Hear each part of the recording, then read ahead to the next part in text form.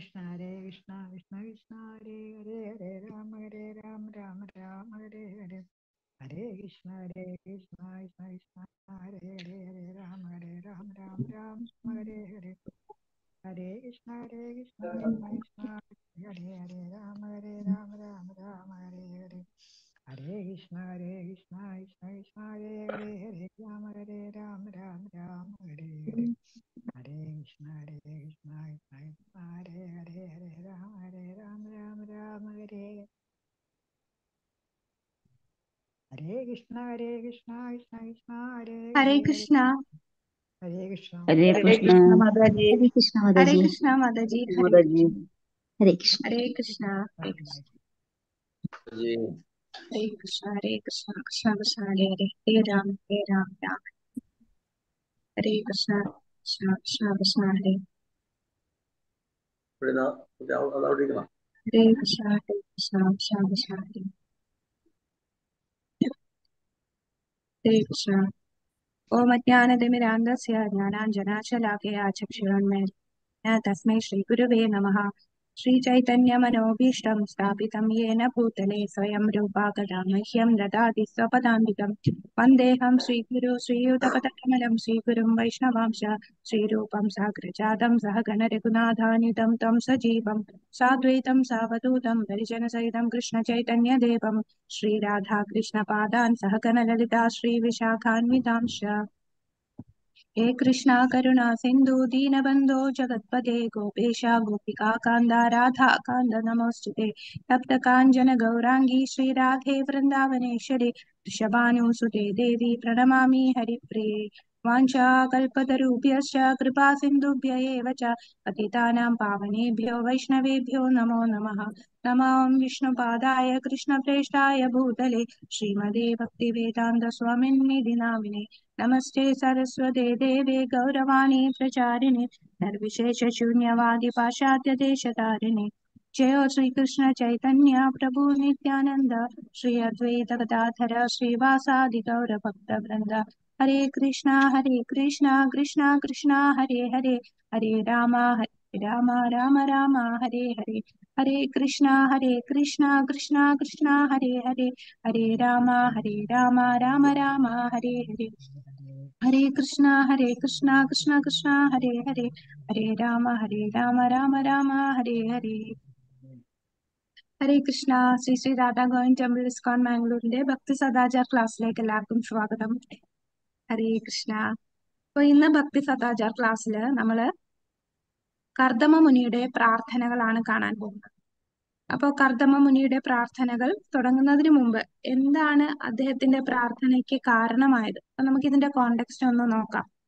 ഇത് മൂന്നാമത്തെ സ്കന്ധത്തിലാണ്, ശ്രീമദ് ഭാഗവതത്തിലെ മൂന്നാമത്തെ സ്കന്ധത്തിലാണ്. 24-ാമത്തെ അധ്യായത്തിലെ 28 മുതൽ 33 വരെയുള്ള ശ്ലോകങ്ങളാണ് നമ്മുടെ കർദമ മുനിയുടെ പ്രാർത്ഥനകൾ കാണുന്നത്. അപ്പൊ നമുക്ക് ഇതെന്താണ്, ഇതിന്റെ പിന്നിലുള്ള കഥ എന്താണെന്ന് നോക്കിയിട്ട് നമുക്ക് ആ പ്രാർത്ഥനകളിലേക്ക് കടക്കാം. അപ്പോ ഇവിടെ കർദമ മുനിയെ കുറിച്ച് കൂടുതൽ വിശദീകരിക്കുന്ന ഭാഗങ്ങളെല്ലാം മൂന്നാമത്തെ സ്കന്ധത്തിൽ 22, 23, 24 ഈ അധ്യായങ്ങളിലാണ് കാണുന്നത്. അപ്പോ ആദ്യം ഇതിനു മുമ്പ് നമുക്കറിയാം ശ്രീമദ് ഭാഗവതം ശുകദേവ ഗോസ്വാമി പരിഷത്ത് മഹാരാജാവിന് പറഞ്ഞു കൊടുക്കുകയാണ്. അപ്പോ വരാഹദേവന്റെ അവതാരത്തെ കുറിച്ചെല്ലാം പറഞ്ഞതിന് ശേഷം പിന്നീടാണ് കർദമ മുനിയുടെ ദേവഹൂതിയുടെയും കാര്യങ്ങൾ പറഞ്ഞു കൊടുക്കുന്നത്.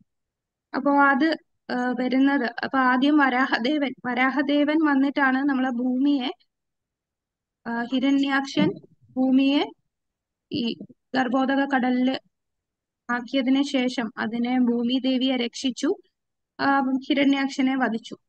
അപ്പോ ഈ സമയത്ത് ഭൂമിയെ തിരിച്ച് രക്ഷിച്ചതിന് ശേഷം ആ ഭൂമിയെ ഭരിക്കുന്നത് സ്വയംഭുവ മനുവാണ്. അങ്ങനെ സ്വയംഭുവ മനു തന്റെ ഭാര്യയായിട്ടുള്ള ശതരൂപയുമായിട്ട് ഭൂമിയിൽ വസിക്കുന്നു. അവിടെ ബ്രഹ്മവർത്ത എന്ന സ്ഥലത്താണ്, അവിടെ ബ്രഹ്മവർത്തയിലെ ബാർഹിഷ്മതി എന്ന സ്ഥലത്ത് ഇവർ താമസിക്കുകയാണ്. അപ്പൊ ഈ ബാഹിർഷ്മതി എന്ന നാമം ആ സ്ഥലത്തിന് കിട്ടാനുള്ള കാരണം വരാഹദേവന്റെ മുടി, വരാഹദേവന്റെ തലമുടി ആ, പൊഴിഞ്ഞു വീഴുന്ന സ്ഥലമാണ് ഈ ബാർഹിഷ്മതി. അപ്പൊ ഈ പൊഴിഞ്ഞു വീണിട്ട് ആ മുടി കുശപ്പുല്ലായിട്ട് മാറുന്നു.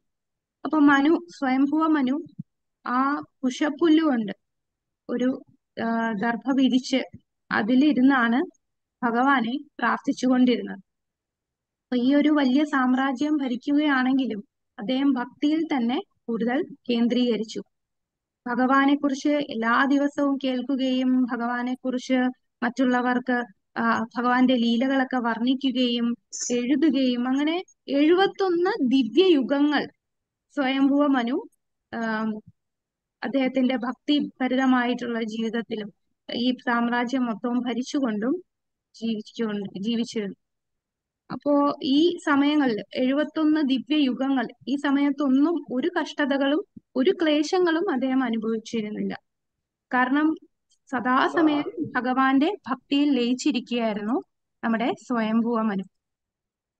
അങ്ങനെ അതിനുശേഷം സ്വയംഭുവ മനുവിന്റെ അടുത്ത് മറ്റുള്ള മഹർഷിമാരുടെ നിർദ്ദേശപ്രകാരം അദ്ദേഹം എഴുതിയ ഒരു ബുക്കാണ്. എന്താണ് അദ്ദേഹം എഴുതിയ ബുക്ക്? ഏതാണ്? സ്വയംഭുവ മനു രചിച്ച ബുക്ക് മനുസംഹിത.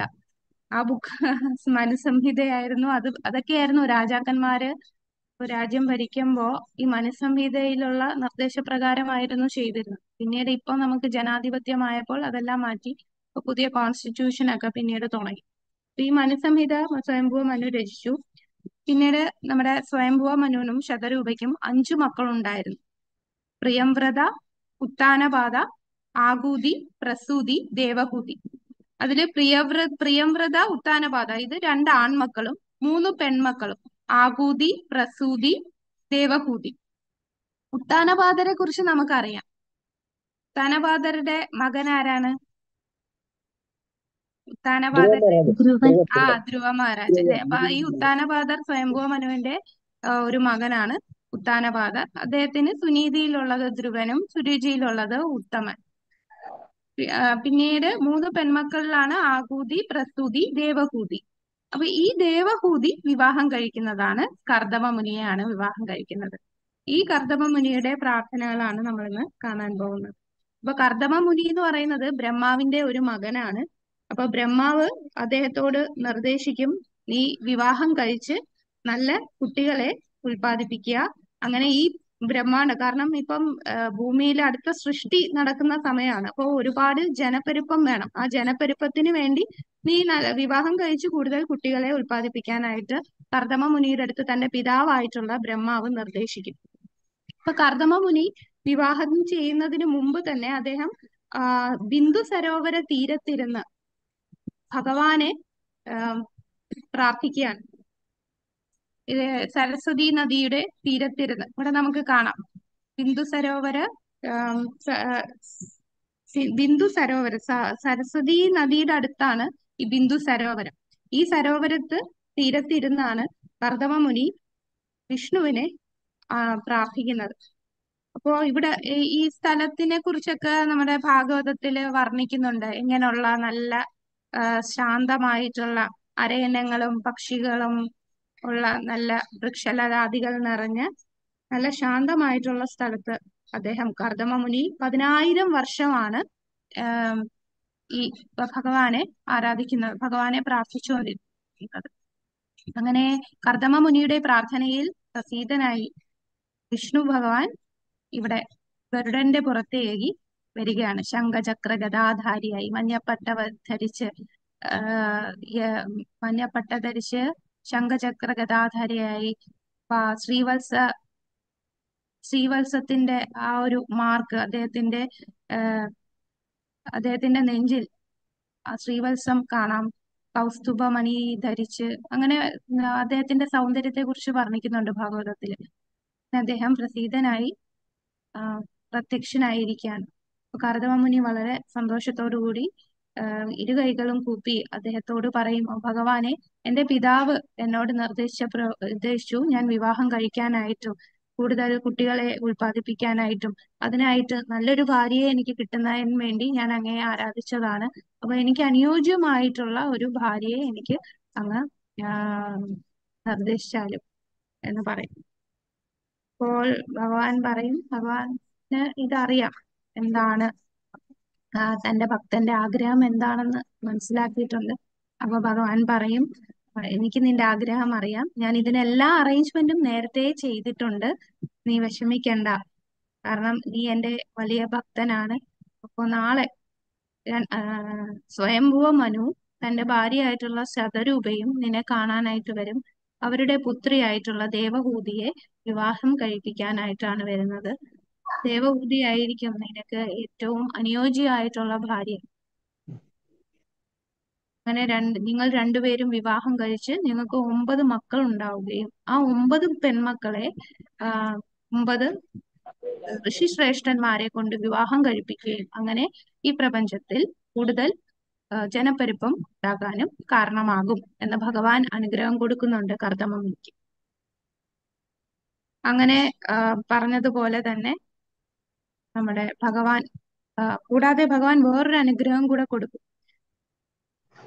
കർദമമുനി ആകെ ഒരു കാര്യമേ ചോദിച്ചോളൂ. എന്താണ് കർദമമുനി ഇപ്പൊ ചോദിച്ചത്? എന്റെ പിതാവ് നിർദ്ദേശിച്ച പ്രകാരം വിവാഹം കഴിക്കുന്നു, അപ്പൊ അതിന് അനുയോജ്യമായിട്ടുള്ള ഒരു ഭാര്യയെ കിട്ടാൻ. അപ്പൊ ആ പ്രവൃത്തിയിൽ നിന്ന് തന്നെ നമുക്ക് കുറെ പഠിക്കാനുണ്ടല്ലേ. ഏതൊരു കാര്യം ചെയ്യുന്നതിന് മുമ്പും ആദ്യം ഭഗവാനെ പ്രീതിപ്പെടുത്തിയിട്ടാണ് ചെയ്യുന്നത്. അതാണ് കർദമ മുനിയുടെ അടുത്ത് പിതാവ് വിവാഹം കഴിക്കാൻ പറഞ്ഞപ്പോൾ അദ്ദേഹം ഉടനെ പോയി വിവാഹം കഴിക്കുകയല്ല ചെയ്തത്. നേരെ ഭഗവാനെ പ്രാർത്ഥിച്ചിട്ട് ഭഗവാന്റെ അനുഗ്രഹം വാങ്ങിയിട്ടാണ് അദ്ദേഹം വിവാഹത്തിന് മുതിരുന്നത്. അപ്പൊ അതിൽ നിന്ന് അതാണ് ഏതൊരു ഭക്തനെ ഒരു പ്രധാനപ്പെട്ട കാര്യം ചെയ്യുന്നതിന് മുമ്പ് ഭഗവാന്റെ അനുഗ്രഹവും വാങ്ങിച്ചു ഭഗവാനെ പ്രാർത്ഥിച്ച് അനുഗ്രഹം വാങ്ങിച്ചിട്ടേ ഏതൊരു പ്രവൃത്തിയും ചെയ്യുകയുള്ളൂ. അപ്പം ഭഗവാൻ കർദമമുനി 10,000 വർഷമാണ് അദ്ദേഹം തപസ് ചെയ്ത് ഭഗവാനെ പ്രീതനാക്കിയിട്ടുള്ളത്. ഈ ഇദ്ദേഹത്തിന്റെ ഈ ആത്മാർത്ഥത കണ്ട് ഭഗവാൻ മറ്റൊരു അനുഗ്രഹം കൂടെ കൊടുക്കും. ഞാൻ നിന്റെ മകനായിട്ട് വരും, ദേവഹൂതിയുടെ മകനായിട്ട് ഞാൻ ജനിക്കും. കർദമമുനിയുടെയും ദേവഹൂതിയുടെയും മകനായിട്ട് ഞാൻ ജനിക്കും. ആ മകന്റെ പേരെന്താണെന്നറിയോ?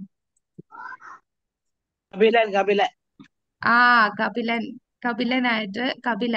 ഇപ്പം സാഖ്യയൊക്കെ തന്നിട്ടുള്ള കപില. അപ്പൊ കപിലൻ ആയിട്ട് ജനിക്കുകയാണ് ഭഗവാൻ ദേവഹൂതിയുടെക്ക്. കൂടാതെ ദേവഹൂതിക്ക് ആത്മീയ ജ്ഞാനം കൊടുക്കുകയും കൂടാതെ നിന്റെ ജീവിത അവസാനം തിരിച്ച് നീ എന്റെ ധാമത്തിലേക്ക് എത്തുകയും ചെയ്യുമെന്നുള്ള അനുഗ്രഹവും കൂടെ കൊടുക്കുന്നുണ്ട്. അപ്പം ഭഗവാൻ തിരിച്ച് അനുഗ്രഹം കൊടുത്ത് തിരിച്ച് വൈകുണ്ഠത്തിലേക്ക് പോകുന്ന സമയത്ത് തന്റെ കർദമമുനിയുടെ ആ ഭക്തി കണ്ട് അദ്ദേഹം സന്തോഷം കൊണ്ട് കണ്ണീര് വരും. അപ്പൊ ഭഗവാന്റെ കണ്ണീര് വരുത്തിയ ഒരു ഭക്തനാണ് കർദമമുനി. കർദമമുനി അത്രയും ആത്മാർത്ഥമായിട്ട് ഭഗവാനെ സേവിക്കുന്നു, ഭഗവാനെ ആരാധിക്കുന്നു. അപ്പൊ ആ ഒരു ഭക്തി കണ്ടിട്ട് ഭഗവാന്റെ കണ്ണിൽ നിന്ന് കണ്ണീര് വരികയാണ്. ആ കണ്ണീര് ഈ സരോവരത്തിൽ ലയിക്കുന്നു. അങ്ങനെയാണ് ഈ സരോവരത്തിന് ബിന്ദു സരോവരം എന്ന പേര് ലഭിക്കുന്നത്. ബിന്ദു സരോവരം, ഭഗവാന്റെ കണ്ണീര് ഒരു തുള്ളി വീണ് ലയിച്ച ആ സരോവരമാണ് ബിന്ദു സരോവരം. അങ്ങനെ കർദമമുനി ബിന്ദു സരോവരത്ത് തന്നെ ഭഗവാനെ ധ്യാനിച്ചിരിക്കുകയാണ്. ഭഗവാൻ പറഞ്ഞിട്ടുള്ളതുപോലെ സ്വയംഭുവ മനുവിന്റെ വരവിനായിട്ട് കാത്തിരിക്കുകയാണ്. അങ്ങനെ ഭഗവാൻ പ്രഡിക്റ്റ് ചെയ്തതുപോലെ സ്വയംഭുവ മനു കർദമമുനിയുടെ ആശ്രമത്തിന്റെ അടുത്ത് വരികയാണ്. ശതരൂപയും ദേവഹൂതിയുമായിട്ട് വരുന്നു. അങ്ങനെ കർദമമുനി അവരെ നല്ല രീതിയിൽ സ്വീകരിച്ചു. മനു സ്വയംഭുവ മനു അദ്ദേഹത്തെ കർദമമുനിയെ പുകഴ്ത്തുന്നു. കർദമമുനി ആദ്യം തന്നെ സ്വയംഭുവ മനുവിനെ ഭഗവാന്റെ തന്നെ പ്രതിനിധിയായിട്ടാണ് അങ്ങ് ഇതെല്ലാം ഭരിക്കുന്നതെന്നും അദ്ദേഹത്തിനെ പുകഴ്ത്തുകയാണ്. അപ്പൊ ഭക്തന്മാര് തമ്മിൽ കാണുമ്പോൾ എങ്ങനെയാണ് പെരുമാറേണ്ടത് എന്നുള്ളതും നമുക്ക് കർദമമുനിയുടെയും അതുപോലെ സ്വയംഭുവ മനുവിന്റെ ആ സംഭാഷണത്തിൽ നിന്ന് മനസ്സിലാകും. സ്വയംഭുവ മനുവും കർദമമുനിയെ ഉയർന്ന ബ്രാഹ്മണനായിട്ടും അദ്ദേഹം വേദങ്ങളെല്ലാം എല്ലാവർക്കും പറഞ്ഞു കൊടുക്കുകയും എന്റെ മകളുടെ ഏറ്റവും വലിയ ഭാഗ്യമാണ് അങ്ങയെ വരനായിട്ട് സ്വീകരിക്കാൻ ആഗ്രഹിച്ചതെന്നും എല്ലാം പറയും. അപ്പം എന്റെ മകളായിട്ടുള്ള ദേവഹൂതിയെ അങ്ങ് ഭാര്യയായിട്ട് സ്വീകരിക്കണം. എന്റെ മകൾക്ക് ഏറ്റവും അനുയോജ്യനായിട്ടുള്ള ഒരു ഭർത്താവ് തന്നെയാണ്, വരനാണ് അങ്ങ്. പ്രായത്തിനും സ്വഭാവത്തിലും എല്ലാ ഗുണങ്ങളും ഉള്ളതാണ്. നാരദ മുനിയിൽ നിന്നാണ് അങ്ങയെക്കുറിച്ച് എന്റെ മകൾ കേട്ടത്. കേട്ട അന്നു മുതൽ അവരുടെ മനസ്സിൽ അങ്ങയെ പ്രതിഷ്ഠിച്ചിരിക്കുകയാണ്.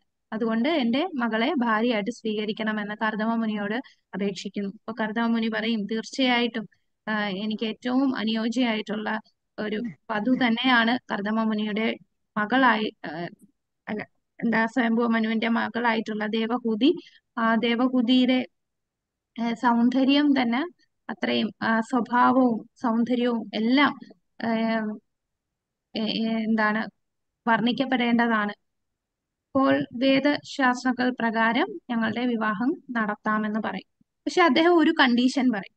പക്ഷെ ഒരു കണ്ടീഷൻ പറയും. അതെന്താന്ന് വെച്ചാൽ വിവാഹശേഷം ഞങ്ങൾക്ക് കുട്ടികൾ ഉണ്ടായി കഴിഞ്ഞാൽ ഞാൻ പിന്നെ ദേവഹൂതിയുടെ കൂടെ നിൽക്കില്ല.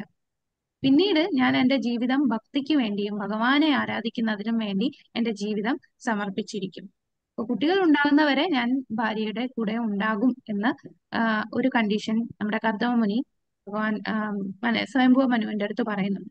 അപ്പൊ സ്വയംഭുവ മനു വളരെ സന്തോഷമായി, ശതരൂപയും ദേവഹൂതിയും എല്ലാവരും സന്തോഷത്തോടു കൂടി അത് സ്വീകരിക്കും. അപ്പൊ ഇവിടെ നിന്ന് നമുക്ക് മനസ്സിലാക്കുന്ന ഒരു ഭക്തൻ തന്റെ ഗൃഹസ്ഥ ജീവിതം ഏത് അവസ്ഥയിലും ആദ്യത്തെ പ്രയോറിറ്റി എന്തിനാ കൊടുക്കുന്നത്? ആത്മീയ ജീവിതത്തിനാണ് അദ്ദേഹം കൂടുതൽ മാറ്റിവെക്കുന്നത്.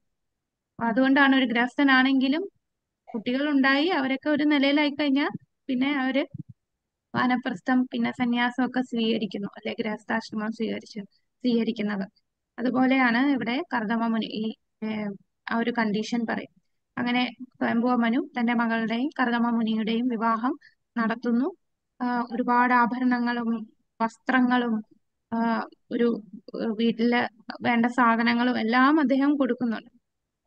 തന്റെ മകളെ കണ്ണീരുകൊണ്ട് ആലിംഗനം ചെയ്ത്, കാരണം പിതാവിന് മകളെ വേർപിരിയാനുള്ള ഒരു സങ്കടത്തില് അദ്ദേഹം ആലിംഗനം ചെയ്ത് കണ്ണീർ പൊഴിച്ചു. പിന്നീട് മനുവും ശതരൂപയും തിരിച്ചു പോവുകയാണ്, ബ്രഹ്മവർദ്ധയിലേക്ക് തിരിച്ചു പോകും. അപ്പൊ മകളുടെ വിവാഹം കഴിപ്പിച്ചു. ഇനി വിവാഹശേഷം ഇപ്പൊ തന്റെ മാതാപിതാക്കൾ പോയി കഴിഞ്ഞു. ദേവഹൂതി തന്റെ ഭർത്താവിനെ അത്രയും സ്നേഹത്തോടും കൃഷ്ണ ദേവഹൂതി തന്റെ ഭർത്താവിനെ സ്നേഹത്തോടും ബഹുമാനത്തോടു കൂടിയും വളരെ ചേർത്ത് ആത്മാർത്ഥമായിട്ടും സേവ ചെയ്യുന്നുണ്ട് ഭർത്താവിന്. അങ്ങനെ ഒരുപാട് നാള് ദേവഹൂതി തന്റെ ശരീരവും എല്ലാം മറന്ന് കർദമ മുനിക്ക് സേവ ചെയ്യാണ്. അദ്ദേഹം ഒരുപാട് സമയം ഈ ധ്യാനത്തിനും അങ്ങനെയുള്ള മറ്റു കാര്യങ്ങൾക്കുമാണ് ചെലവഴിക്കുന്നത്. ഭാര്യയെ അധികം ശ്രദ്ധിക്കുന്നില്ലായിരുന്നു. പക്ഷെ ഇതൊന്നും കൂട്ടാക്കാതെ ദേവഹൂതി തന്റെ ഭർത്താവിന് വേണ്ടി എല്ലാ ത്യാഗങ്ങളും ചെയ്യുന്നുണ്ട്. അങ്ങനെ കുറെ നാള് ഇങ്ങനെ ചെയ്ത് ചെയ്ത് ദേവഹൂതിയുടെ ശരീരമെല്ലാം ശോഷിച്ച് മുടിയെല്ലാം നരച്ച് മുഖമെല്ലാം ചുളിഞ്ഞ് അങ്ങനെ വളരെ വിരൂപ അവസ്ഥയിലേക്ക് പോയി. ഈ ഒരു അവസ്ഥ കണ്ടിട്ടാണ് ഒരിക്കൽ കർദമ മുനിക്ക് ഒരുപാട് കാരുണ്യം തോന്നും. ഞാൻ നിന്റെ ഈ സേവനത്തിൽ ഒരുപാട് പ്രസീതനായി. നീ നിന്റെ ശരീരം പോലും നോക്കാതെയാണ് എനിക്ക് വേണ്ടി ഈ ത്യാഗങ്ങളെല്ലാം ചെയ്യുന്നത്. അതുകൊണ്ട് ഞാൻ നിനക്ക് എല്ലാ അനുഗ്രഹങ്ങളും തരികയാണ്. ഇത്രയും നാളും ഞാൻ ചെയ്ത ധ്യാനം കൊണ്ട് എനിക്ക് കിട്ടിയ ശക്തിയാൽ ഭഗവാനെ ആരാധിക്കുകയും ചെയ്ത് കിട്ടിയ എന്റെ ശക്തി കൊണ്ട് ഞാൻ നിനക്ക് എല്ലാ അനുഗ്രഹങ്ങളും തരുന്നതാണ്. അപ്പൊ ഇവിടെ നമ്മൾ മനസ്സിലാക്കുന്നത് ഒരു ഭക്തനെ കർദമ മുനി അത്രയും വലിയ ഭക്തനാണ്. ഒരു ഭക്തനെ നമ്മൾ സേവ ചെയ്യുമ്പോൾ നമുക്ക് എല്ലാ അനുഗ്രഹങ്ങളും കിട്ടും. ആത്മാർത്ഥമായിട്ട് നമ്മൾ ആ ഭക്തന് വേണ്ടി. അപ്പൊ ഭാര്യ തന്റെ ഭർത്താവ് ഒരു ഭക്തനാണെന്നുണ്ടെങ്കിൽ തീർച്ചയായിട്ടും ആ ഭാര്യ ഭാഗ്യവതിയാണ്. തന്റെ ഭർത്താവിനെ സേവ ചെയ്യുന്നത് കൊണ്ട് തന്നെ എല്ലാ അനുഗ്രഹങ്ങളും കിട്ടുകയാണ് ഭാര്യയ്ക്ക്. ഈ ഒരു വചനം കർദമ മുനിയുടെ ഈ വാക്ക് കേട്ട് ദേവഹൂതിക്ക് വളരെ സന്തോഷമായി. അങ്ങനെ ദേവഹൂതി കർദമ മുനിയടുത്ത് പറയും, എനിക്ക് ഒരു ആഗ്രഹമാണ്, ഏതൊരു സ്ത്രീയും ആഗ്രഹിക്കുന്ന പോലെ അങ്ങയോട് എനിക്ക് ഒരേ ഒരു ആഗ്രഹമേ ചോദിക്കാനുള്ളൂ. അങ്ങ് ഒരുപാട് ദിവ്യശക്തികൾ ഒരുപാട് അനുഗ്രഹങ്ങൾ അങ്ങയുടെ ഭക്തിയുത സേവനം കൊണ്ട് അങ്ങേക്ക് കിട്ടിയിട്ടുണ്ട്. ആ അനുഗ്രഹം കൊണ്ട് എനിക്കൊരു ആഗ്രഹം സാധിച്ചു തരണം. എനിക്ക് കുട്ടികൾ ഉണ്ടാകണം, എനിക്കൊരു മക്കള് വേണമെന്നാണ് എന്റെ ആഗ്രഹം.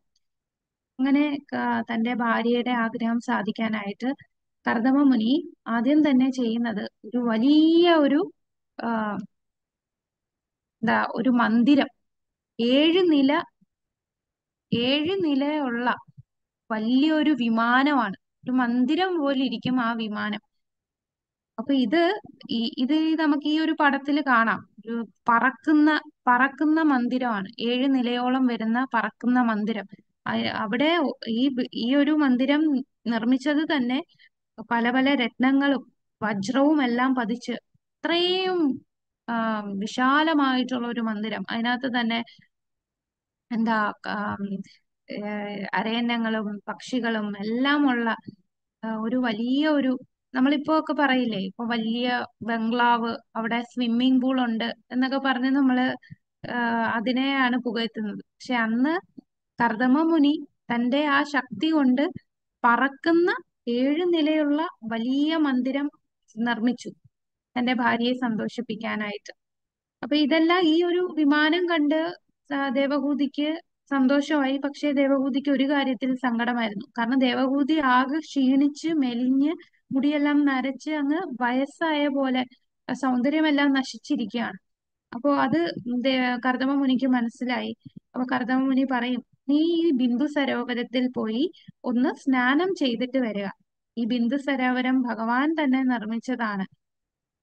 സ്നാനം ചെയ്തിട്ട് ഈ വിമാനത്തിൽ നീ കയറിക്കോളൂ എന്ന് കർദമ മുനി ദേവഹൂതിയോട് പറയും. അങ്ങനെ ദേവഹൂതി ആ ബിന്ദു സരോവരത്തില്, ദേവഹൂതിയുടെ മുടിയൊക്കെ നരച്ച്, കൂടാതെ ജടയൊക്കെ ആയി മുടി, ശരീരമൊക്കെ അഴുക്കായി. കാരണം അത് ഒന്നും നോക്കാതെ ദേവഹൂതി രാജകുമാരിയാണല്ലേ, സ്വയംഭുവ മനുവിന്റെ മകളായിട്ടുള്ള ദേവഹൂതിയാണ് കർദമ മുനിയുടെ അടുത്ത് ഇങ്ങനെ ഒരു അവസ്ഥയിൽ നിൽക്കുന്നത്. അപ്പോ ആ ഒരു അവസ്ഥ മാറ്റാനായിട്ടാണ് എന്താ പറയുന്നത്, ഈ ബിന്ദു സരോവരത്തിൽ പോയി നീ മുങ്ങിയിട്ട് വരും, കുളിച്ചിട്ട് വരും. അങ്ങനെ ബിന്ദു സരോവരത്തിൽ ഇറങ്ങിയ ദേവഹൂതി കാണുന്നത് ആയിരക്കണക്കിന് യുവതികളായിട്ടുള്ള സേവകരായി നിൽക്കുന്ന സ്ത്രീകളെയാണ്. ഈ സ്ത്രീകൾ എല്ലാരും കൂപ്പുകൈകളോടുകൂടി ദേവഹൂതിയോട് പറയും, ഭവതിയുടെ ദാസികളാണ് ഞങ്ങൾ. അങ്ങനെ ദേവഹൂതിയെ ഉം, ഏഹ്, വലിയ എണ്ണ തേച്ച് കുളിപ്പിക്കുകയാണ്. പുതിയ വസ്ത്രങ്ങൾ ധരിപ്പിക്കുകയും നല്ല ആഭരണങ്ങളും നല്ല ആഹാരവും ആ, കുടിക്കാനും എല്ലാം കൊടുത്ത് നല്ല രീതിയിൽ സേവ ചെയ്യാണ്. എന്നിട്ട് ഒരു കണ്ണാടിയിൽ ദേവഹൂതിയെ കാണിക്കുന്നു. അത്രയും അലങ്കരിച്ച് സൗന്ദര്യമുള്ള ആ ദേവഹൂതിയെ സ്വയം കാണുകയാണ്. അപ്പം ഇത് കണ്ട് ദേവഹൂതി ഒരു രാജകുമാരിയെ പോലെ സുന്ദരിയായി നിൽക്കും. ദേവഹൂതിക്ക് സന്തോഷമായി. പെട്ടെന്നാണ് ദേവഹൂതി ചിന്തിക്കുന്നത് തന്റെ ഭർത്താവിനെ. അങ്ങനെ ദേവഹൂതി ആ ബിന്ദു സരോവരത്തിൽ നിന്ന് ഈ ദാസികളുമായിട്ട് കർദമ മുനിയുടെ അടുത്ത്, കർദമ മുനി തന്റെ യോഗ ശക്തി കൊണ്ട് നിർമ്മിച്ച ആ വിമാനത്തിലേക്ക് ദേവഹൂതി ദാസികളുമായിട്ട് പോകുന്നു.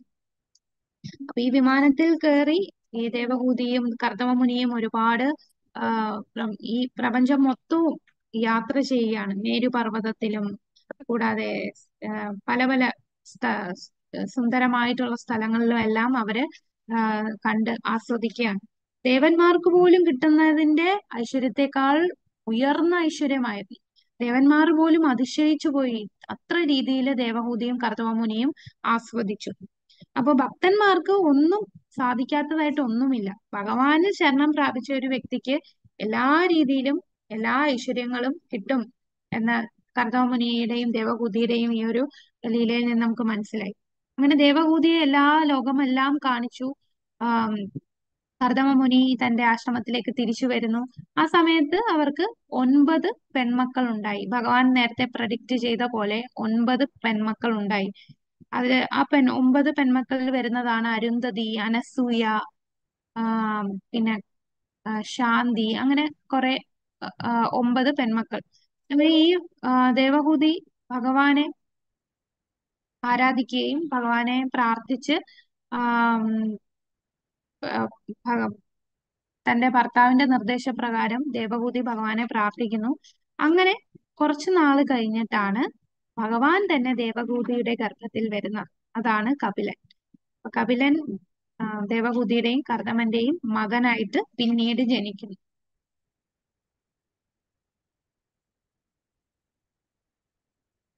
അപ്പൊ ഇവിടെ നമുക്ക് കാണാം കർദമ മുനിയുടെ ആശ്രമം കൂടാതെ ദേവഹൂതിക്കും കർദമ മുനിക്കും 9 പെൺമക്കൾ. ബ്രഹ്മാവ് അവിടെ പ്രത്യക്ഷനാവുകയും ബ്രഹ്മാവ് കർദമ മുനിയുടെ അടുത്ത് പറയും, ആ, നീ ഞാൻ നിർദ്ദേശിച്ച പ്രകാരം എല്ലാ കാര്യങ്ങളും നീ ചെയ്തു, നിനക്ക് 9 പെൺമക്കൾ ഉണ്ടായി. ആൻഡ് ഈ പെൺമക്കൾ ഈ നമ്മുടെ പ്രപഞ്ചത്തിൽ കൂടുതൽ ജനപ്പെരുപ്പം ഉണ്ടാക്കും. ഇവരെല്ലാരും ഏറ്റവും ശ്രേഷ്ഠരായിട്ടുള്ള ഋഷിവര്യന്മാരെ വിവാഹം കഴിക്കും. കൂടാതെ നിനക്കൊരു മകനും ഉണ്ടായി. ആരാണ് മകൻ? കപിലൻ. സ്വർണ നിറമുള്ള സ്വർണ മുടിയുള്ള ആം, ആണ് കപിലൻ. കപിലന്റെ മുടി സ്വർണവർണ്ണമാണ്. ഉം, നിന്റെ മകനായിട്ട് കപിലൻ ഇപ്പോൾ ജനിച്ചിരിക്കുന്നു. എന്നിട്ട് ബ്രഹ്മാവ് ദേവഹൂതിയുടെ അടുത്ത് പറയും, ഏറ്റവും ഭാഗ്യവതിയായിട്ടുള്ളവളാണ് ദേവഹൂതി.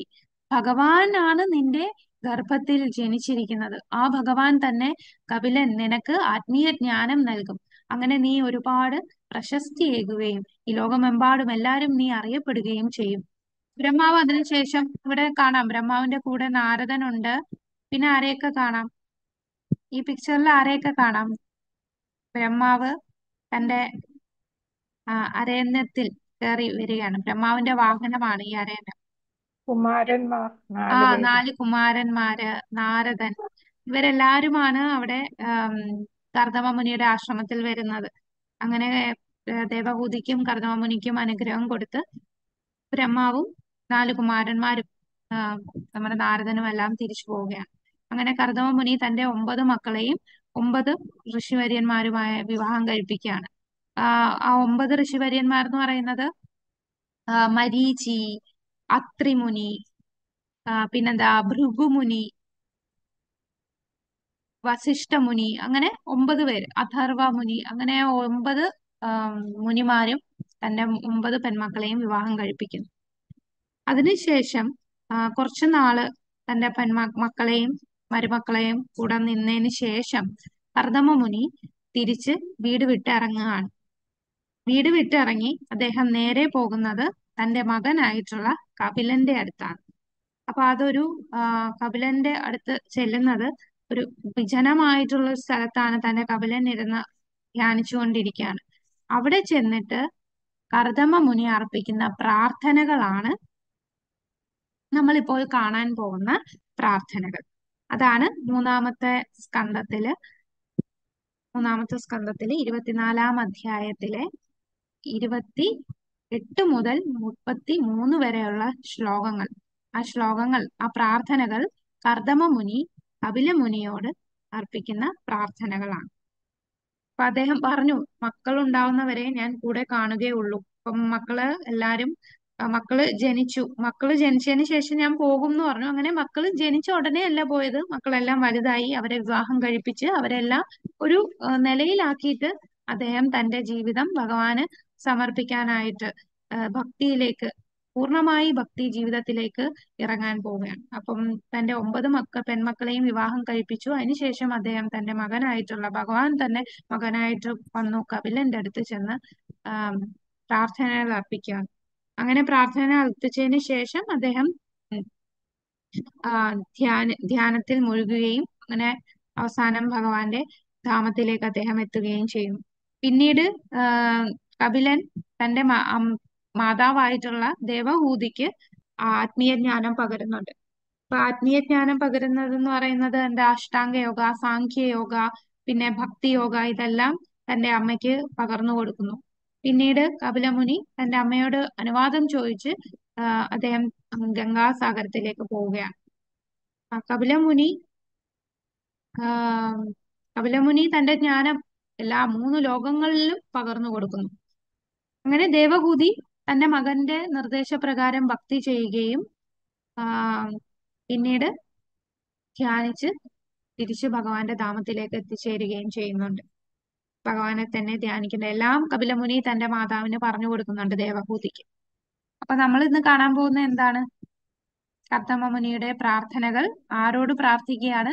തന്റെ മകനായിട്ടുള്ള ഭഗവാൻ കപിലന്റെ അടുത്തുള്ള പ്രാർത്ഥനയാണ്. ഹരേ കൃഷ്ണ.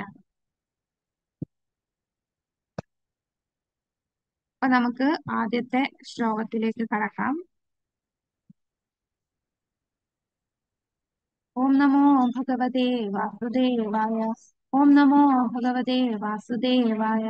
ഓം നമോ ഭഗവതേ വാസുദേവായ.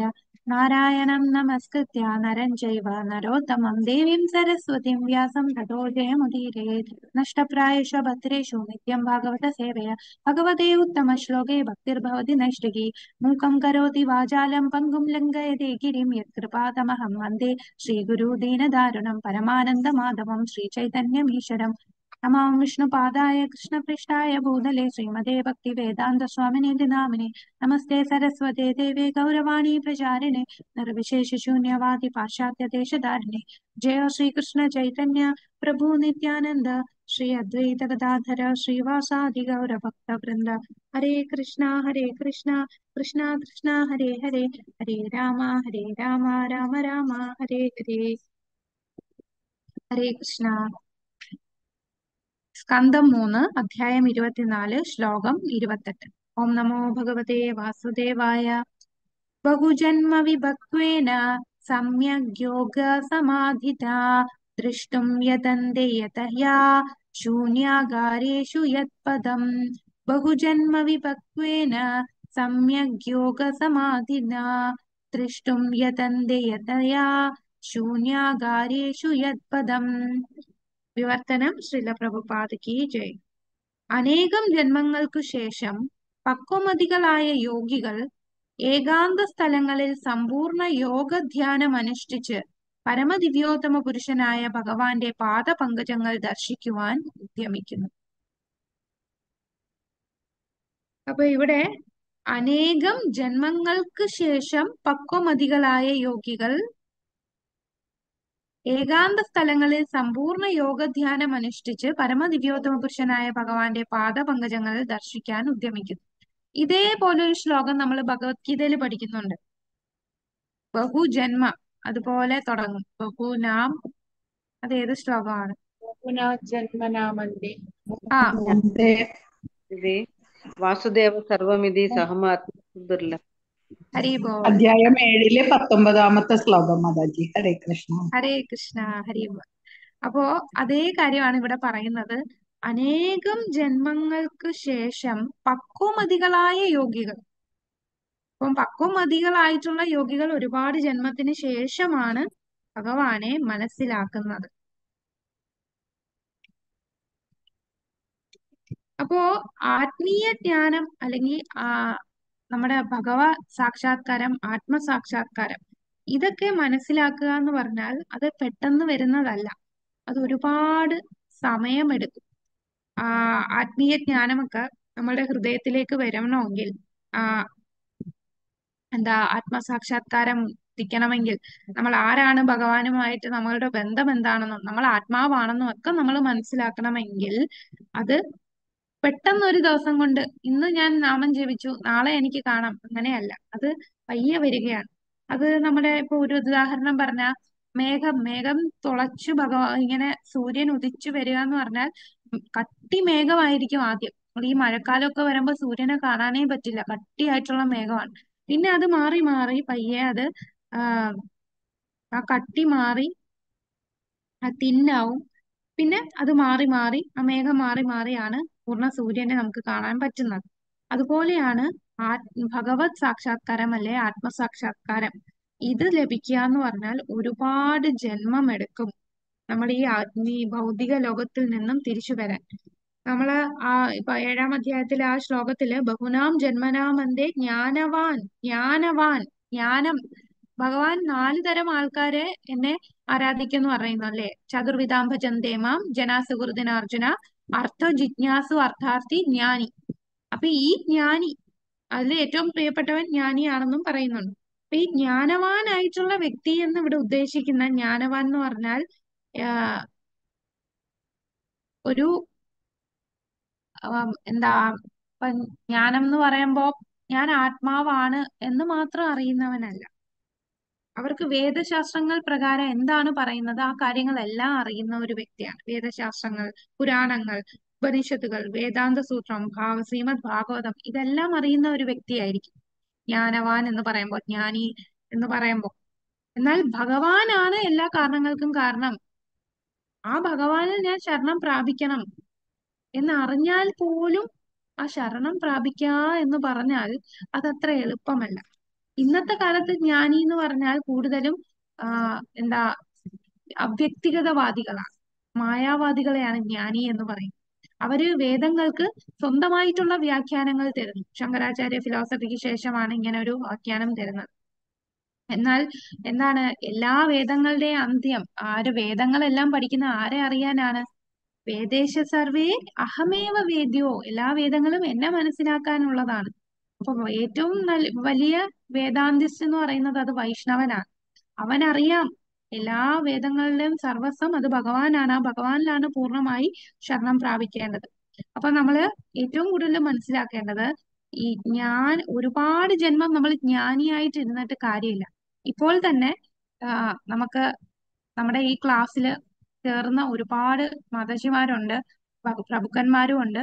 പക്ഷേ അവര് ഒരുപാട് ജ്ഞാനം നേടുന്നുണ്ട്. ഇപ്പൊ ഭക്തിശാസ്ത്രി, ഭക്തി വൈഭവ് ഇതെല്ലാം എടുക്കുന്നുണ്ട്. അങ്ങനെ ജ്ഞാനം കിട്ടി ഭഗവാനാണ് എല്ലാം എന്ന് മാത്രം നമ്മൾ അറിഞ്ഞാൽ പോരാ. നമ്മൾ ഭഗവാനിൽ പൂർണ്ണമായിട്ട്, ഭഗവാൻ നമ്മളേട് ആ കാരുണ്യം കിട്ടണമെങ്കിൽ, ആ ഭഗവാന്റെ ആ അനുഗ്രഹം കൂടുതൽ കിട്ടണമെങ്കിൽ നമ്മൾ എന്ത് ചെയ്യണം? ഭക്തിയുത സേവനം ചെയ്യണം.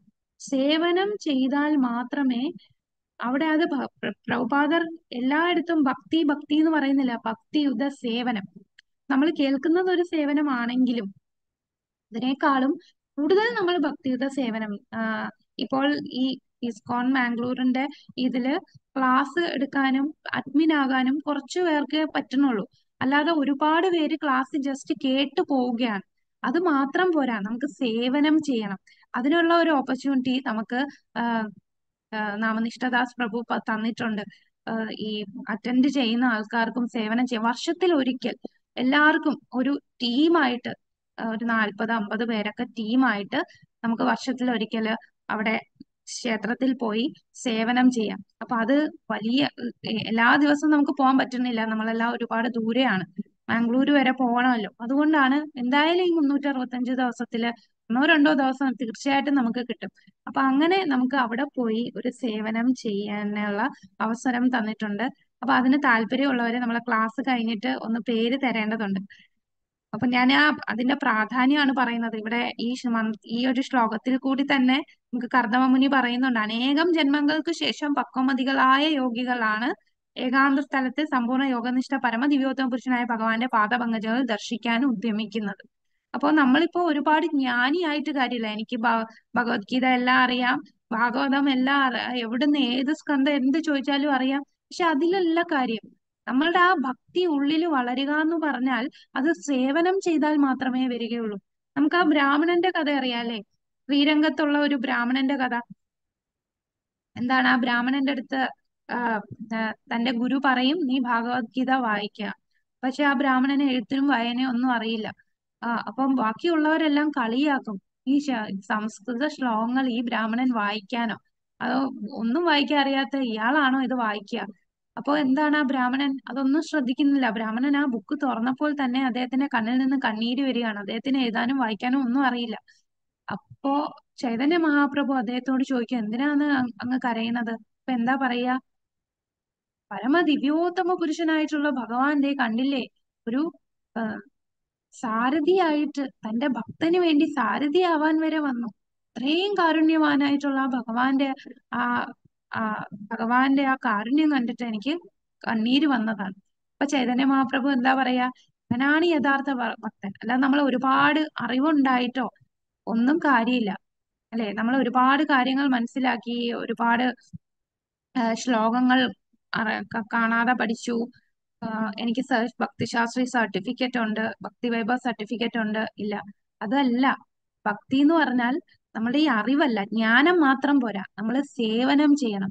സേവനം ചെയ്താൽ മാത്രമേ നമുക്ക് ഭഗവാനോടുള്ള ആ ഒരു നമ്മുടെ ആ ത്രിഗുണങ്ങൾ കൊണ്ട് നമ്മൾ ബന്ധിക്കപ്പെട്ടിരിക്കുന്നവരാണ്. ആ ബന്ധനം അയഞ്ഞു കിട്ടണമെങ്കിൽ നമ്മൾ ശരിക്കും ഫിസിക്കലായിട്ട് എന്തെങ്കിലും സേവനം ചെയ്യണം.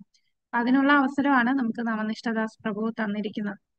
അപ്പൊ അത് തുടങ്ങുന്നത് ഈ ഭക്തിയുത സേവനം തുടങ്ങുന്നതാണ് നമ്മുടെ ഈ ശ്രവണം. അത് നമ്മൾ ചെയ്യുന്നുണ്ട്. ശ്രവണം കേട്ട് കേട്ട് നമുക്ക് ആ ജ്ഞാനം കിട്ടുന്നു. ആ ജ്ഞാനം കിട്ടിയത് കൊണ്ട് നമുക്കിപ്പോ ഒരു എന്താ വിശ്വാസമുണ്ട്. ആ വിശ്വാസം നമ്മളിപ്പോ ഉറപ്പിച്ചു. ഇനി ആരെങ്കിലും പറഞ്ഞ് നമ്മളെ മാറ്റാൻ സാധിക്കില്ല. നമ്മൾ കാരണം നമ്മളിപ്പോ 2-3 വർഷമായിട്ട് നമ്മൾ ഭഗവാനെ കുറിച്ച് കേട്ട് നമുക്കിപ്പോ അറിയാം എന്താണ് സത്യം എന്നുള്ളത്. ആഹ് വേദശാസ്ത്രങ്ങൾ പറയുന്നതെല്ലാം പൂർണ്ണമായിട്ടും സത്യവാക്കുകളാണ് എന്നുള്ള വിശ്വാസം നമ്മൾ ഇത് കേട്ട് കേട്ട് ഈ ജ്ഞാനത്തിലൂടെ നമുക്ക് കിട്ടി. ഇനി അത് വർദ്ധിപ്പിക്കുക, നമ്മളുടെ ഭക്തി കൂട്ടണം എന്നുണ്ടെങ്കിൽ എന്ത് ചെയ്യണം? നമ്മൾ ഈ ശ്രദ്ധയും ശ്രദ്ധ എന്ന് പറഞ്ഞാൽ നമ്മളെ വിശ്വാസം, ശ്രദ്ധയും ജ്ഞാനവും മാത്രം പോരാ, നമ്മൾ സേവനം കൂടെ ചെയ്യണം. അങ്ങനെ ഭഗവാന് കൂടുതൽ സേവനം ചെയ്യുമ്പോൾ നമ്മളുടെ ഭക്തി വർദ്ധിക്കുകയും അങ്ങനെ നമ്മൾ ആ ഭക്തരായി മാറും. അജ്ഞാനിയിൽ നിന്ന് നമ്മൾ എന്തായി മാറും? ഭക്തരായി മാറും. അപ്പോഴാണ് നമ്മൾ യഥാർത്ഥത്തില് ഭക്തരുടെ ആ ലെവലിലേക്ക് ഇറങ്ങുന്നത്. ഇപ്പൊ നമ്മൾ ആ ഒരു ജ്ഞാനം കിട്ടി, നാമം ജപിക്കുന്നുണ്ട്, അത് മാത്രം പോരാ. ഫിസിക്കലായിട്ട് നമ്മള് ഭഗവാന് സേവനം ചെയ്യണം. ഹരേ കൃഷ്ണ. അപ്പൊ ഇതിനകത്ത് ഈ ഒരു ശ്ലോകത്തിന്റെ ഭാവാർത്ഥം ആരെങ്കിലും ഒന്ന് വായിക്കാമോ? 28ാമത്തെ ശ്ലോകം. ഹരേ കൃഷ്ണ. ഹരേ കൃഷ്ണ മാതാജി, ഞാൻ വായിക്കാം. വായിച്ചോളൂ. ഹരേ കൃഷ്ണ. ഓം നമോ ഭഗവതേ വാസുദേവായ. ഭാവാർത്ഥ ശ്രീല പ്രഭുപാദർ കി ജയ്. യോഗയെക്കുറിച്ചുള്ള ചില പ്രധാന കാര്യങ്ങൾ ഇവിടെ സൂചിപ്പിച്ചിട്ടുണ്ട്. ബഹുജന്മ വിഭക്വേന എന്ന വാക്കിന്റെ അർത്ഥം പക്വമായ യോഗപരിശീലനത്തിന്റെ പല പല ജന്മങ്ങൾക്ക് ശേഷം എന്നാകുന്നു. മറ്റൊരു വാക്കായ സംയക് യോഗ സമാധിന എന്നാൽ യോഗ പരിശീലനത്തിന്റെ സമ്പൂർണ്ണ പരിശീലനം എന്നാണ് സാരം. യോഗ പരിശീലനത്തിന്റെ സമ്പൂർണ്ണ പരിശീലനം എന്നാൽ ഭക്തിയോഗം എന്നു സാരം. ഒരുവൻ ഭക്തിയോഗത്തിന്റെ തലത്തിലേക്ക് വന്നില്ലെങ്കിൽ അഥവാ പരമദ്യോതപുരുഷനായ ഭഗവാനെ സമർപ്പിതനായില്ലെങ്കിൽ അവന്റെ യോഗ പരിശീലനം പരിപൂർണമാകില്ല. കർദമമുനിയുടെ പ്രസ്താവന ആവർത്തിക്കുന്നു. വളരെ വളരെ വർഷങ്ങൾക്ക് ശേഷം അനേകം ജന്മങ്ങളിലെ സമ്പൂർണ്ണ യോഗ പരിശീലനത്തിന് ശേഷം ഒരുവനെ പരമദ്യോതപുരുഷനായ ഭഗവാന്റെ പാദപങ്കജങ്ങൾ ഒരു ഏകാന്ത സ്ഥാനത്ത് ദർശിക്കുവാൻ സാധിക്കും. അല്ലാതെ ഏതാനും ആസനങ്ങൾ പരിശീലിച്ചതുകൊണ്ട് ഒരുവൻ യോഗയിൽ പരിപൂർണനാകില്ല. യോഗിക്ക് പക്വതയാർജിക്കാൻ വളരെ ദീർഘകാലം അനേകം ജന്മങ്ങൾ ഏകാന്തമായ സ്ഥലത്ത് പരിശീലനം അനുഷ്ഠിക്കേണ്ടതുണ്ട്. ഏതാനും ഡോളറുകൾ ചെലവ് ചെയ്ത് നഗരത്തിലോ പൊതു ഉദ്യാനത്തിലോ യോഗ പരിശീലിക്കാനും ദൈവമായി തീരാനും ആർക്കും സാധ്യമല്ല. അങ്ങനെ സാധിക്കുമെന്നുള്ള പ്രചരണം വ്യാജമാണ്. വാസ്തവത്തിൽ യോഗികളായിട്ടുള്ളവർ ജന്മാന്തരങ്ങളോളം ഏകാഗ്രതയോടെ പരിശീലനം അനുഷ്ഠിച്ച് പരമദ്യോതപുരുഷനായ ഭഗവാനെ സമർപ്പിതരായി വിജയം പ്രാപിക്കുന്നു. അതാണ് യോഗയുടെ സമ്പൂർണത. ഹരേ കൃഷ്ണ മാതാജി. ഹരേ കൃഷ്ണ. താങ്ക് യു മാതാജി. അപ്പോ ഒരുപാട് ജന്മം എടുക്കും ഇങ്ങനെ യോഗ ചെയ്തുകൊണ്ട് ഇരുന്ന് ഭഗവാനെ പ്രീതിപ്പെടുത്താൻ ശ്രമിച്ച. പക്ഷെ ഭഗവാൻ പെട്ടെന്ന് പ്രീതിയാകുന്നത് ആരടുത്താണ്? തന്റെ ഭക്തന്മാരടുത്താണ്. തന്റെ ഭക്തന്മാരെന്ന് പറഞ്ഞാൽ അവരിങ്ങനെ ഒരിടത്ത് മാറി ഇന്ന് തപസ് ചെയ്തുകൊണ്ടിരിക്കുകയാണോ? അല്ല. അവരുടെ എല്ലാ ഇന്ദ്രിയങ്ങളും ഏത് പ്രവൃത്തി ചെയ്യുമ്പോഴും എല്ലാം ഭഗവാന് സമർപ്പിച്ചുകൊണ്ടാണ് ചെയ്യുന്നത്. അപ്പോൾ പല ആൾക്കാരുണ്ട്. നമുക്ക് ജ്ഞാനികളെ അറിയാം, യോഗികളെ അറിയാം, ഭക്തരറിയാം. ഈ ജ്ഞാനിയായാലും യോഗിയായാലും ഭക്തരായാലും ഇവരെല്ലാം അതീന്ദ്രിയ ഈ ഭൗതിക ലോകത്തിൽ നിന്ന് മുക്തരാകാൻ ആഗ്രഹിക്കുന്നവർ തന്നെയാണ്. പക്ഷെ ജ്ഞാനികൾക്കെന്ന് പറഞ്ഞാൽ അവർക്ക് മുക്തി ലഭിക്കണം എന്ന് ആഗ്രഹിക്കുന്നവർ. യോഗികൾ എന്ന് പറഞ്ഞാൽ അവരെ ഉള്ളിലെ പരമാത്മാവിനെ ദർശിക്കാൻ ആഗ്രഹിക്കുന്നവർ. എന്നാൽ ഭക്തർ എന്ന് പറഞ്ഞാൽ അവർക്ക് വേറൊന്നും വേണ്ട. ശുദ്ധ ഭക്തർ എന്ന് പറഞ്ഞാൽ ഭഗവാനെ സംപ്രീതിപ്പെടുത്തുക, വേറൊന്നും അവർക്ക് ചിന്തിക്കുന്നില്ല. ഈ ഭൗതിക ലോകത്തിൽ നിന്ന് മുക്തി ആവുകയോ ഇനി ഭഗവാൻ എന്താഗ്രഹിക്കുന്നോ അത് മാത്രമേ താൻ ആഗ്രഹിക്കുന്നുള്ളൂ. അപ്പൊ ഈ 3 കൂട്ടരിലും സ്വാഭാവികമായിട്ടും ഭഗവാന് കൂടുതൽ അനുഗ്രഹം കൊടുക്കുന്ന, ഭഗവാന് ഏറ്റവും പ്രിയപ്പെട്ടവരാരായിരിക്കും? എനിക്ക് ഭക്തര്. മുക്തി ലഭിക്കണം എന്ന് പറയുന്ന ആൾക്കാരാണോ, അതോ എനിക്ക് അങ്ങയുടെ പരമാത്മാവിനെ ദർശിക്കണം എന്ന് പറയുന്നവരാണോ, എനിക്ക് ഒന്നും വേണ്ട അങ്ങയെ സേവിച്ചാൽ മതി എന്ന് പറയുന്നവരാണോ? നമുക്കും അറിയാല്ലേ, നമ്മളിപ്പം അങ്ങയെ സേവിച്ചാൽ മതി, ഭഗവാനെ സേവിക്കുക. അതെ, അങ്ങനെ സേവിക്കുക എന്ന് പറയുന്ന ആ ഭക്തരെയാണ് ഭഗവാൻ. അപ്പം ഭഗവാൻ ഏറ്റവും പ്രിയപ്പെട്ടവര് അത് ഭക്തരാണ്. അവർ ഏത് അവസ്ഥയിൽ അവരിങ്ങനെ ആ, ഭഗവാൻ പറയുന്നില്ല. ഭഗവാൻ എന്താണ് അർജുനന്റെ അടുത്ത് പറഞ്ഞത്? നീ എല്ലാം ഉപേക്ഷിച്ചു പോയി ഭഗവാനെ ആരാധിക്കാനാണോ പറഞ്ഞത്? അല്ല, മാം അനുസ്മര യുദ്ധജ, എന്നെ സ്മരിച്ചുകൊണ്ട് നീ യുദ്ധം ചെയ്യൂ. നീ അത് എനിക്ക് വേണ്ടി നീ സേവനം ചെയ്യൂ എന്നാണ് പറയുന്നത്. അപ്പം ഭഗവാന്റെ സേവനമായിട്ടാണ് അർജുനൻ അവിടെ യുദ്ധം ചെയ്യുന്നത്. അപ്പൊ അങ്ങനെയുള്ളവരെയാണ് ഭഗവാൻ കൂടുതൽ ആം, പ്രിയപ്പെട്ടവർ. അടുത്ത ശ്ലോകം കൂടെ നമുക്ക് നോക്കാം. ഓം നമോ ഭഗവതേ വാസുദേവായ. स एव भगवानद्य हेलनं न गणय्यन गृहेषु जातु ग्राम्याणां यस्वानां पक्षपोषणा. स एव भगवानद्य हेलनं न गणय्यन गृहेषु जातु ग्राम्याणां यस्वानां पक्षपोषणा. വിവർത്തനം ശ്രീല പ്രഭുപാദിക്ക് ജയ്. നമ്മളെ പോലുള്ള സാധാരണ ഗൃഹസ്ഥരുടെ അവഗണന പരിഗണിക്കാതെ പരമദിവ്യോത്തമ പുരുഷനായ ഭഗവാൻ ഭക്തന്മാരെ സഹായിക്കുവാൻ നമ്മുടെ ഭവനങ്ങളിൽ പ്രത്യക്ഷപ്പെടുന്നു. അപ്പൊ കർദമ മുനി ഇവിടെ താനൊരു സാധാരണ ഗൃഹസ്ഥനായിട്ടാണ് കർദമ മുനി തന്നെ പറയുകയാണ്. നമ്മളെ പോലുള്ള സാധാരണ ഗൃഹസ്ഥരുടെ അവഗണന പരിഗണിക്കാതെ പരമദിവ്യോത്തമ പുരുഷനായ ഭഗവാൻ ഭക്തന്മാരെ സഹായിക്കുവാൻ നമ്മുടെ ഭവനങ്ങളിൽ പ്രത്യക്ഷപ്പെടുന്നു. അപ്പൊ ഗൃഹസ്ഥാശ്രമികൾ എന്ന് പറയുമ്പോൾ അവർക്ക് കുറച്ച് ഇന്ദ്രിയ സംതൃപ്തി ഉണ്ട്. മറ്റാശ്രമം ബ്രഹ്മചര്യം, വാനപ്രസ്ഥം, സന്യാസം വെച്ച് നോക്കുമ്പോൾ ഇന്ദ്രിയ ആസ്വാദനം കൂടുതൽ ഉള്ളവർ ഗൃഹസ്ഥാശ്രമികളാണ്. അവർക്ക് റെഗുലേറ്റഡ് ആയിട്ട് എന്താണ് സ്ത്രീ പുരുഷ ബന്ധം സ്ഥാപിക്കാൻ പറ്റുന്ന അവർക്ക് മാത്രമേ ഉള്ളൂ. ഗൃഹസ്ഥാശ്രമികൾക്കേ ഉള്ളൂ. ബ്രഹ്മചര്യർക്കും വാനപ്രസ്ഥം, സന്യാസമൊന്നും സ്ത്രീകളുമായിട്ട് സമ്പർക്കം ചെയ്യാൻ പാടില്ല. അപ്പൊ അങ്ങനെയുള്ള ഗൃഹസ്ഥരായിട്ട് പോലും എന്താണ് അതേസമയം യോഗികൾ, ജ്ഞാനികൾ അവരൊക്കെ പൂർണ്ണമായിട്ട് ഇന്ദ്രിയങ്ങളെ നിയന്ത്രിച്ചു കഴിയുന്നവരാണ്. ശാരീരികമായിട്ട് ഒന്നും കഴിക്കില്ല, ഒന്നും കുടിക്കില്ല. നമ്മള് 6-ാമത്തെ അധ്യായത്തിൽ കണ്ടു അഷ്ടാംഗ യോഗയൊക്കെ ചെയ്യുന്ന എങ്ങനെയാണ്. ഈ മനസ്സിനെ എല്ലാം നിയന്ത്രിച്ച് ഒന്നും പുറമേ നടക്കുന്നതൊന്നും അറിയാതെ അത്രയും കഠിനമായിട്ടുള്ളതാണ് ആ യോഗ. അങ്ങനെ ചെയ്യുന്നവരെക്കാളും ഭഗവാൻ കൂടുതൽ ആരടുത്താണ് പ്രത്യക്ഷപ്പെടുക? അവിടെ ഗൃഹസ്ഥർക്ക് ഇങ്ങനെ ഇന്ദ്രിയങ്ങളെ നിയന്ത്രിക്കുകയൊന്നും ചെയ്യണില്ല. ശാസ്ത്രപ്രകാരം എന്താണോ ഒരു ഗൃഹസ്ഥൻ ചെയ്യേണ്ടത് അങ്ങനെ കുറച്ചൊക്കെ അവർക്ക് അനുവദിച്ചിട്ടുള്ള ഇന്ദ്രിയ സംതൃപ്തിയൊക്കെ അവർ ചെയ്യുന്നുണ്ട്. അപ്പൊ കർദമ മുനി ഒരു ഗൃഹസ്ഥാശ്രമിയായിട്ടും അദ്ദേഹം ഭഗവാന്റെ അനുഗ്രഹം കിട്ടിയ വ്യക്തിയാണ്. കാരണം ഭഗവാൻ തന്നെ അദ്ദേഹത്തിന്റെ മകനായിട്ട് ജനിച്ചു. ഇതിലും വലിയ എന്താണ് കിട്ടുന്നത് അല്ലെ? അത്രയും ഗൃഹസ്ഥാശ്രമിയായിട്ടുള്ള എനിക്ക് എന്റെ മകനായിട്ട് തന്നെ ഭഗവാൻ ജനിച്ചു. ഇതൊക്കെ യോഗികൾക്കോ ജ്ഞാനികൾക്കോ ലഭിക്കുന്ന ഒന്നാണോ? അപ്പൊ അവരെക്കാളും കൂടുതൽ ഭഗവാന്റെ കാരുണ്യം ലഭിക്കുന്നത് ഈ സാധാരണ ഗൃഹസ്ഥനായ എനിക്ക് ഭഗവാൻ കൂടുതൽ പരിഗണന തന്നു. ഞങ്ങളെ സഹായിക്കാനായിട്ട് എന്റെ ഭവനത്തിൽ തന്നെ ഭഗവാൻ പ്രത്യക്ഷപ്പെടുന്നു. അപ്പോ ഈ ജ്ഞാനമാർഗം വളരെ പ്രയാസമാണ്, യോഗിമാർഗവും വളരെ പ്രയാസമാണ്. പക്ഷെ ഭഗവാന് ഭക്തവത്സലനാണ്. തന്റെ ഭക്തന്മാരെയാണ് ഭഗവാൻ ഏറ്റവും പ്രിയപ്പെട്ടത്. അപ്പം കാരണം ഭക്തന്മാർ എന്തേ ആഗ്രഹിക്കുന്നുള്ളൂ? എനിക്ക് ബ്രഹ്മത്തിൽ ലയിച്ച് ഭഗവാനായി മാറണം എന്ന് ആഗ്രഹിക്കുന്നില്ല.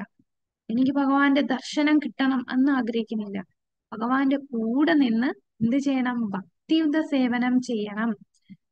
നമുക്ക് ഭക്തിയുത സേവനം ചെയ്യാൻ വേണ്ടി ഭഗവാൻ നമ്മുടെ വീട്ടില് വിഗ്രഹമായിട്ട് വരുന്നുണ്ട്. അപ്പം ഈ ഭക്തന്മാർ എന്ത് ചെയ്യും? തങ്ങളുടെ എല്ലാ ഇന്ദ്രിയങ്ങളും ഭഗവാന്റെ സേവനത്തിന് വേണ്ടി ഉപയോഗിക്കുന്നു. ഭക്തന്മാര് എല്ലാം ഉപേക്ഷിച്ച് തന്റെ കുടുംബവും തന്റെ സാമൂഹികമായിട്ടുള്ള തന്റെ കടമയും ഒന്നും ഉപേക്ഷിച്ചു പോണില്ല. അവരെല്ലാം എന്തിനുപയോഗിക്കും? യുക്തവൈരാഗ്യമായിട്ട് ഉപയോഗിക്കും. എന്ത് കാര്യമുണ്ടോ അത് ഭഗവത് സേവനമായിട്ട് ഉപയോഗിക്കും. നമ്മളിപ്പം ജോലിക്ക് പോയി ജോലി ചെയ്യുമ്പോഴും അതെന്തായിട്ട്? അത് ഭഗവത് സേവനമായിട്ട്, ഇത് ഭഗവാനെ സേവിക്കാൻ എന്റെ കടമ, ഭഗവാൻ എനിക്ക് തന്ന കടമ ഈ ജന്മത്തില് ഈ ഫാമിലി ഇതെല്ലാം എന്റെ റെസ്പോൺസിബിലിറ്റി, ഇതെല്ലാം ഭഗവാൻ തന്നതാണ്. അത് ഭഗവാന്റെ സേവനമായിട്ട് ഉപയോഗിക്കും. ഏതൊരു വസ്തുവും അവരെ യുക്തവൈരാഗ്യമായിട്ട് ഉപയോഗിക്കും. അങ്ങനെയുള്ളവരെയാണ് ഭഗവാൻ കൂടുതൽ അനുഗ്രഹം കൊടുക്കുന്നു അല്ലെ? അല്ലാതെ തപസ് ചെയ്ത് അവരൊക്കെ എത്ര ജന്മമെടുക്കും ഭഗവാനെ മനസ്സിലാക്കാനായിട്ട്. അവര് ഭക്തിയുത സേവനത്തിൽ വന്നാൽ മാത്രമേ ഭഗവാന്റെ അടുത്ത് ഗോലോക വൃന്ദാവനത്തില് അല്ലെങ്കിൽ ഭഗവാന്റെ ധാമത്തിൽ എത്താൻ സാധിക്കും. അല്ലെങ്കിൽ അവര് മാക്സിമം എവിടെ പോവും, എവിടം വരെ പോവുകയുള്ളൂ? ഭക്തിയുത സേവനം ചെയ്തില്ല എന്നുണ്ടെങ്കിൽ എവിടെയായിരിക്കും പോവുക? ബ്രഹ്മലോകം ബ്രഹ്മജ്യോതി ബ്രഹ്മലോകം ബ്രഹ്മജ്യോതി. ലോകങ്ങളിൽ ഒരു വീണ്ടും ആ ജനിക്കേണ്ടി വരും. ഉപരിലോകങ്ങൾ അല്ലെങ്കിൽ മാക്സിമം ആത്മീയ ലോകത്തിലുള്ള ബ്രഹ്മജ്യോതിയിൽ ഭഗവാന്റെ ആ പ്രകാശത്തിൽ മാത്രം ഒരു പ്രകാശമായിട്ട് നമ്മൾ എല്ലാവരും ഒന്നാണെന്ന് കരുതി ഒരു സേവയും അവിടെ ചെയ്യണില്ല. നമ്മൾ ആ ബ്രഹ്മജ്യോതിയിൽ ലയിക്കും, അത്രേ വരും. പക്ഷെ ബ്രഹ്മജ്യോതി ഒരു ഫൈനൽ ഡെസ്റ്റിനേഷൻ ആണോ? നമ്മൾ അവിടെ ചെന്ന് കഴിഞ്ഞാൽ പിന്നെ തിരിച്ചു വരില്ലേ? വരും മാതാജി. വരും. കാരണം അവിടെ വരും വരും. സേവയില്ലാത്തത് കൊണ്ട് നമുക്ക് അവിടെ ഇരിക്കാൻ സാധിക്കില്ല. ആത്മാവെന്ന് പറഞ്ഞാൽ ആത്മാവിന് എന്തെങ്കിലും ആക്ടിവിറ്റീസ് ചെയ്യണം. ഒന്നും ചെയ്യാനില്ലാത്തത് കൊണ്ട് ആത്മാവ് തന്നെ വീണ്ടും ഇങ്ങനെ ഭൂമിയിൽ വന്നു. പിന്നെ ഭൂമിയിൽ വന്ന് വീണ്ടും ഭഗവാൻ അവസരം കൊടുക്കും, നീ ഭക്തിയുത സേവനം ചെയ്യാനായിട്ടുള്ള അവസരം കൊടുക്കും. എന്നിട്ടും ഇല്ല, അവന്റെ ചിന്ത എനിക്ക് ഒന്നായി മാറണം എന്നാണെങ്കിൽ വീണ്ടും ഇതുപോലെ ബ്രഹ്മജ്യോതിയിൽ പോവത്തേ ഉള്ളൂ. എന്നാൽ ഭക്തന്മാരെന്താണ്? ഭക്തന്മാർക്ക് ഭഗവാന്റെ കൂടെ ഇരുന്ന് ഭഗവാനെ സേവിക്കണം. ഭഗവാന് ആഗ്രഹമുള്ളതെല്ലാം ആ സേവന പ്രവർത്തനങ്ങളാണ് ചെയ്യുന്നത്. അപ്പൊ നമ്മൾ ഗോലോകത്ത് പോയാൽ എന്താ ചെയ്യുന്നത്? അവിടെ പോയി ചുമ്മാ ഇരിക്കുവോ? നമ്മുടെ സ്വരൂപം കിട്ടി തിരിച്ച് ഭഗവത് ധാമത്തിൽ പോണം എന്ന് ആഗ്രഹിക്കുന്നു എല്ലാരും. അവിടെ പോയി എന്താ ചെയ്യുക? അവിടെ പോയി ഭക്തിയുത സേവനം ചെയ്യും നമ്മള്. സേവനങ്ങൾ ചെയ്യാൻ അവിടെ പോയിട്ട് ഭഗവാന്റെ നമ്മൾ സേവനം. സേവനമാണ് ചെയ്യുന്നത്. അപ്പൊ അതിന് പ്രാക്ടീസ് ചെയ്യാണ് നമ്മൾ ഇവിടെ. നമ്മൾ ഇവിടെ ഇരുന്ന് സേവനം, നമ്മൾ അവിടെ പോയി ചെയ്യേണ്ട കാര്യങ്ങൾ നമ്മൾ ഇവിടെ നിന്ന് പഠിക്കുകയാണ്. അതാണ് സാധന നമ്മൾ ചെയ്യുന്നത്. സാധന, വൈദ്യ സാധന, ഭക്തി. 4 നിയമങ്ങൾ പാലിക്കുകയും 16 മാല ജപിക്കുകയും പിന്നെ എന്തെല്ലാം സേവനം, ഭഗവാനെ സേവിക്കാനുള്ള എന്തെല്ലാം അവസരം കിട്ടുന്നോ അതെല്ലാം നമ്മൾ ഉപയോഗിക്കുകയാണ് ചെയ്യുന്നത്. അപ്പോൾ ഭക്തന്മാർ സ്വയം അവരുടെ ജീവൻ തന്നെ ഭഗവാന് സമർപ്പിക്കുകയാണ്. അവരെല്ലാ കാര്യങ്ങളും ഭഗവാന്റെ സേവനത്തിന് വേണ്ടി ഉപയോഗിക്കുന്നു.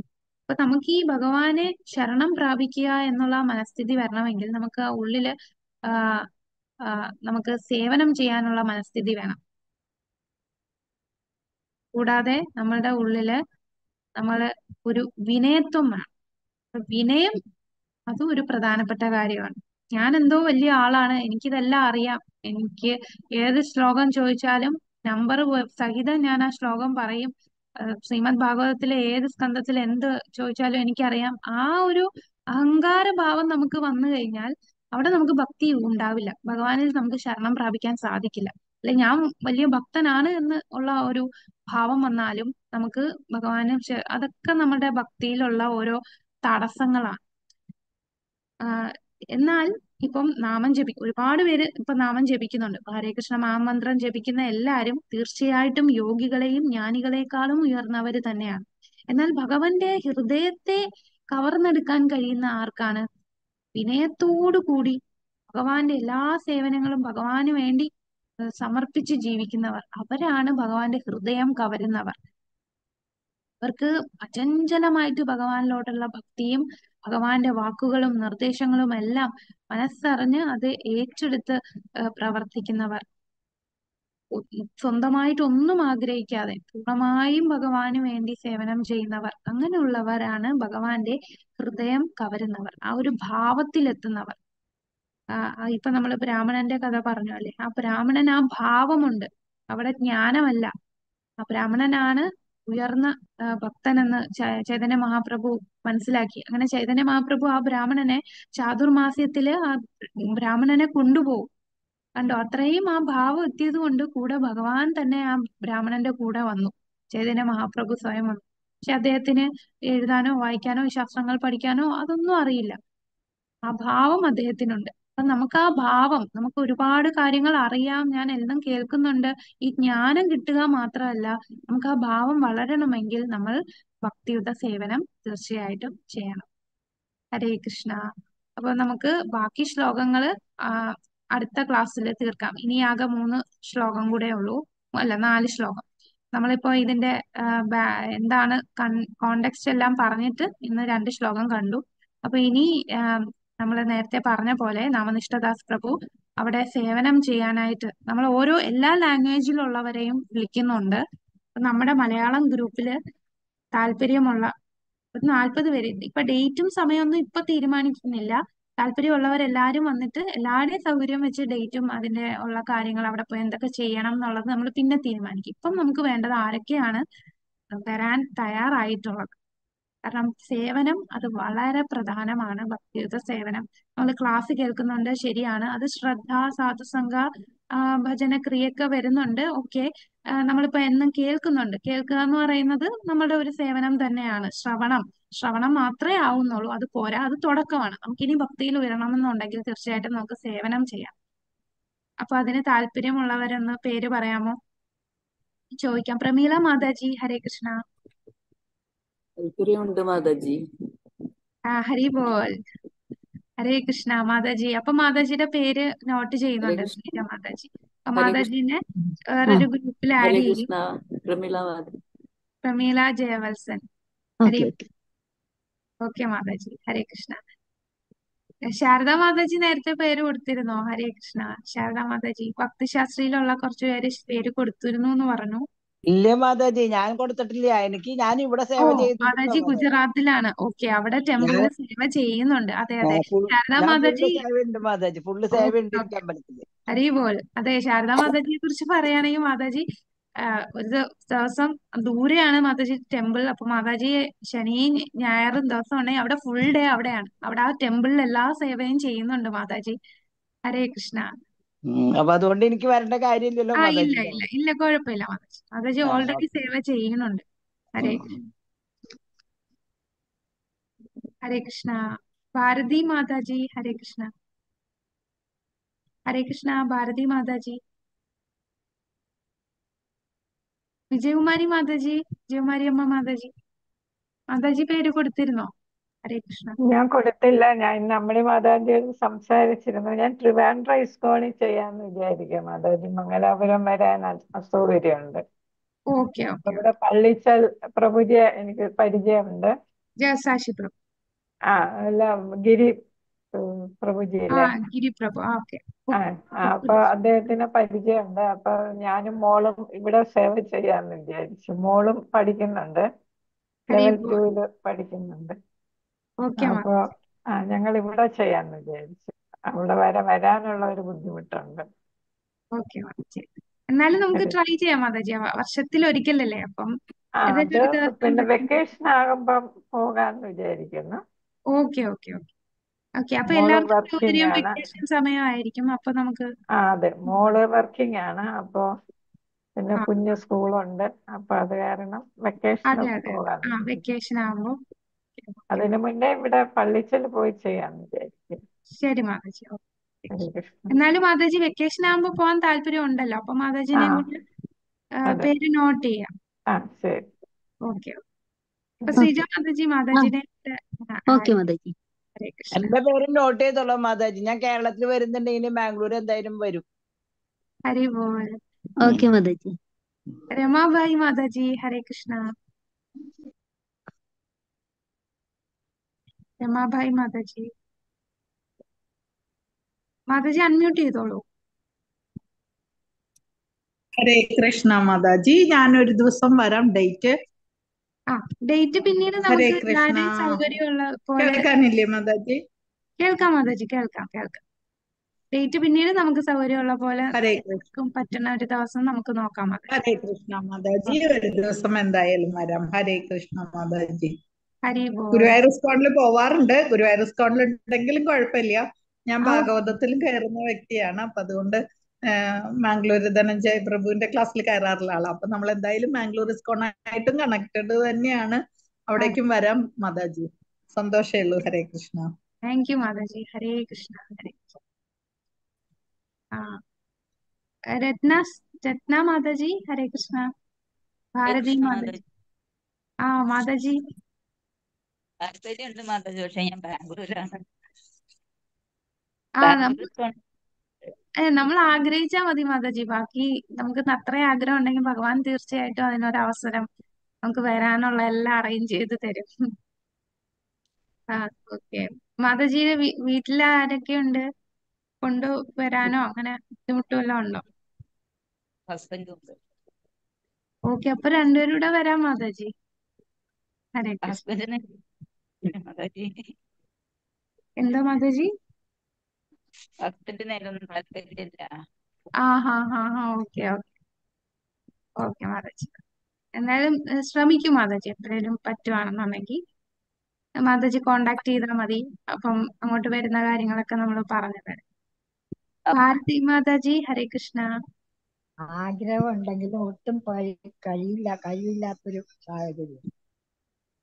ശാരീരികമായിട്ട് ബുദ്ധിമുട്ടുള്ളത് കൊണ്ടാണല്ലേ മാതാജി? അതുകൊണ്ട് ഓക്കെ ഓക്കെ, കുഴപ്പമില്ല മാതാജി. ഹരേ കൃഷ്ണ. ഗീത മാതാജി, കൃഷ്ണ ശ്രീകുമാർ.